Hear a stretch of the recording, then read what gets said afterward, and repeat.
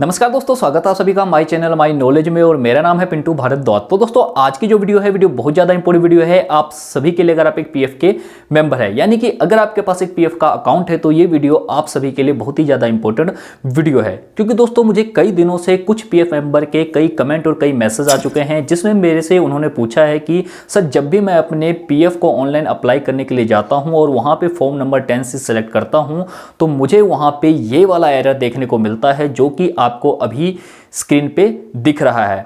तो दोस्तों आज की इस वीडियो में मैं आपको यही बताने वाला हूं कि ये जो एरर है किस पीएफ मेंबर को देखने को मिलता है और इसका सॉल्यूशन क्या है। तो चलिए मैं अपनी लैपटॉप की स्क्रीन पे आपको लेके चलता हूं और वहां पे मैं आपको सारा कुछ स्टेप बाय स्टेप दिखाता हूं। सबसे पहले मैं आपको ये भी दिखाऊंगा कि कैसे ये एरर हमें देखने को मिलता है और क्यों हमें ये एरर देखने को मिलता है, ये भी आपको रीज़न बताऊंगा और इसका सॉल्यूशन क्या है वो भी मैं आज आपको इस वीडियो में बताऊंगा। तो चलिए हम अपनी लैपटॉप की स्क्रीन पे चलते हैं। हेलो दोस्तों, तो ये देखिए मैं अपनी लैपटॉप की स्क्रीन पे आ चुका हूं और अब मैं आपको वो एरर दिखाने वाला हूं जो कि हमारे कुछ पीएफ मेंबर को देखने को मिलता है जब वो अपने पेंशन के अमाउंट को विड्रॉ करने के लिए जाते हैं।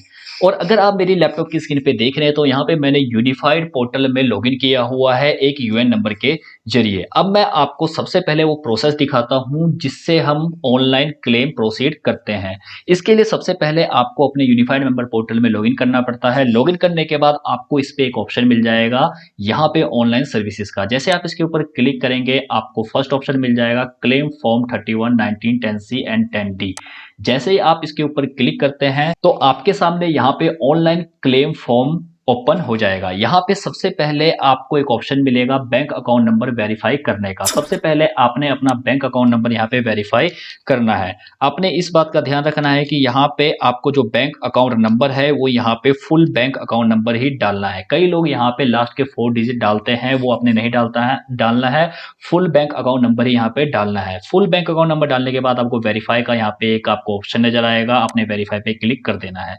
वेरीफाई पे क्लिक करने के बाद टर्म एंड कंडीशन आपसे पूछा जाएगा, यस या नो का ऑप्शन मिलेगा, आपने यस पे क्लिक कर देना है।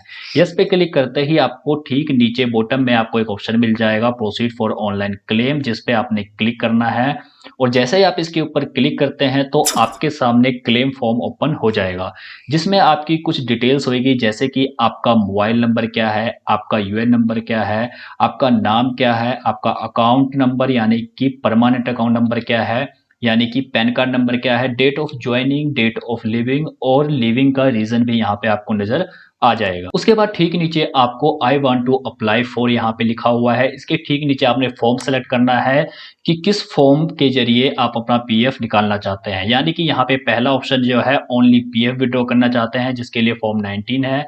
अगर आप ओनली पेंशन विड्रॉ करना चाहते हैं तो फॉर्म 10C फिल करना है। अगर आप एडवांस कुछ पीएफ निकालना चाहते हैं तो फॉर्म 31 यहाँ पे फिल करना है। अब मैं आपको बता देना चाहता हूं कि अगर आपको यहाँ पे डेट ऑफ ज्वाइनिंग मेंशन नहीं है, डेट ऑफ ज्वाइनिंग नहीं है, तो आपको यहाँ पे एक ही फॉर्म नजर आएगा जो कि है पीएफ एडवांस का। अगर आपकी डेट ऑफ एग्जिट यहाँ पे आपको मेंशन है तो आपको यहाँ पे 3 फॉर्म नजर आएंगे, जिसमें आप अपना एडवांस में भी विड्रॉ कर सकते हैं और अगर आप चाहते हैं तो ओनली पीएफ विड्रॉ कर सकते हैं फॉर्म नंबर 19 फिल करके, और यहाँ पे ओनली पेंशन विड्रॉ कर सकते हैं फॉर्म नंबर 10 से फिल करके, या आप इन दोनों को विड्रॉ कर सकते हैं। लेकिन मैं आपको बता देना चाहता हूं कि अगर आप एडवांस कर रहे हैं तो आपको इन दोनों को फिल करने की जरूरत नहीं है, लेकिन अगर आप इन दोनों फॉर्म को फिल कर रहे हैं 19 और 10C को, तो आपको एडवांस विड्रॉ करने की जरूरत नहीं है, क्योंकि आपका फुल एंड फाइनल सेटल्ड हो जाएगा। तो दोस्तों अब हम बात करते हैं उस एरर के बारे में। तो यहाँ पे जब भी कई पीएफ मेंबर ऐसे हैं जब भी वो अपने only pension withdraw form 10C को यहाँ पे सिलेक्ट करते हैं, जैसा कि मैं यहाँ पे सिलेक्ट करके आपको दिखा देता हूँ। तो ये देखिए जैसे ही मैंने उसको सिलेक्ट किया तो यहाँ पे मुझे एक एरर देखने को मिल रहा है रेड कलर की लाइन में, जिसमें लिखा हुआ है total service is greater than या इक्वल टू 9.5 ईयर्स और service length is less than 6 month. यानी कि यहाँ पे सिंपली लिखा हुआ है कि आप फॉर्म नंबर 10C यहाँ पे अप्लाई नहीं कर सकते। इसके 2 रीजन हो सकते हैं, या तो आपकी सर्विस 6 मंथ से कम है या आपकी सर्विस जो है 9.5 ईयर यानी कि 9.5 ईयर के बराबर या उससे ज्यादा है। तो दोस्तों मैं आप सभी को बता देना चाहता हूं कि यहाँ पे जो पेंशन का जो अमाउंट हमारा डिडक्ट होता है हमारे पीएफ अकाउंट में, वो जो डिडक्ट होता है, अगर कोई ऐसा मेंबर है जिसकी सर्विस 9.5 ईयर या उससे ज़्यादा हो चुकी है तो वो मंथली पेंशन के लिए एलिजिबल हो जाता है। लेकिन मंथली पेंशन एलिजिबल होने के बाद वो अपना जो पीएफ का बैलेंस है, यानी कि जो पेंशन का बैलेंस है, वो यहाँ से विड्रॉ नहीं कर पाता है। वो मंथली पेंशन के लिए एलिजिबल हो जाता है, इसीलिए उस फॉर्म को फिल नहीं कर पाता है। क्योंकि आप सभी को पता ही होगा, अगर नहीं पता मैं आपको बता देता हूँ कि अगर यहाँ पे कोई भी पीएफ मेंबर मंथली पेंशन के लिए एलिजिबल है तो उसको जो फॉर्म फिल करना पड़ता है वो यहाँ पे करना पड़ता है 10D, जो कि यहाँ पे अभी शो नहीं हो रही है। मैं आपको बता देना चाहता हूँ कि जो 10D फॉर्म है यहाँ पे आपको कब शो करेगा। अब उससे पहले मैं आपको एक बात बता देना चाहता हूँ कि आपकी जो मंथली पेंशन है वो स्टार्ट होएगी 58 ईयर्स में, यानी कि जब आपकी एज 58 ईयर्स हो जाएगी तब आपकी जो मंथली पेंशन है वो स्टार्ट होएगी।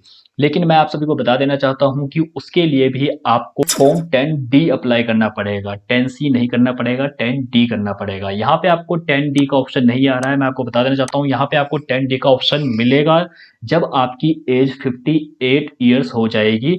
तो उसके बाद आप यहाँ पे फॉर्म नंबर 10D फिल करके यहाँ पे अप्लाई कर सकते हैं। और दोस्तों एक और जानकारी आपको दे देना चाहता हूं कि अगर आप फॉर्म 10D यहाँ पे फिल कर रहे हैं तो आपको आपका सर्विस सर्टिफिकेट, यानी कि जो आपकी सर्विस हिस्ट्री होती है जिस सर्टिफिकेट में, वो सर्टिफिकेट का नंबर मांगा जाएगा। अब मैं आपको बता देना चाहता हूं कि पहले सर्विस सर्टिफिकेट को मंगवाने के लिए हमें बहुत लंबा प्रोसेस करना पड़ता था, लेकिन अब हम ऑनलाइन भी अपनी सर्विस सर्टिफिकेट को डाउनलोड कर सकते हैं। और उसको डाउनलोड करने का जो तरीका है वो है उमंग एप्लीकेशन, यानी कि आप उमंग एप्लीकेशन में जाके वहां से आप अपनी सर्विस हिस्ट्री को डाउनलोड कर सकते हैं और उसी सर्विस हिस्ट्री में आपको सर्विस हिस्ट्री का नंबर मिल जाएगा, जिसको आप जब फॉर्म 10D फिल करेंगे तब आप फिल कर पाएंगे। और मैं एक और जानकारी दे देना चाहता हूं कि जब आप 58 ईयर्स के हो जाएंगे तभी आप अपनी सर्विस हिस्ट्री को भी डाउनलोड कर पाएंगे और फॉर्म नंबर 10D भी अप्लाई कर पाएंगे। मेरे पास कोई भी ऐसा यूएन नंबर नहीं है जिस यूएन नंबर में उस पीएफ मेंबर की जो एज है 58 ईयर्स कंप्लीट हो चुकी है। अगर ऐसा कोई यूएन नंबर मेरे को मिलता है तो मैं आपको स्टेप बाय स्टेप सारा प्रोसेस करके दिखाऊंगा। हेलो दोस्तों, तो देखा आपने कुछ पीएफ मेंबर को अपने पेंशन का अमाउंट विड्रॉ करते टाइम जो एरर आ रहा था, वो एरर क्यों आ रहा था वो आज मैंने आपको इस वीडियो में बताया और साथ के साथ मैंने उसका सॉल्यूशन भी आपको इस वीडियो में बताया। और अगर आपको ये वीडियो अच्छी लगी तो प्लीज़ वीडियो को लाइक करिए और अपने फ्रेंड के साथ शेयर करिए और मेरे चैनल को सब्सक्राइब करना मत भूलिए। धन्यवाद दोस्तों, जय हिंद।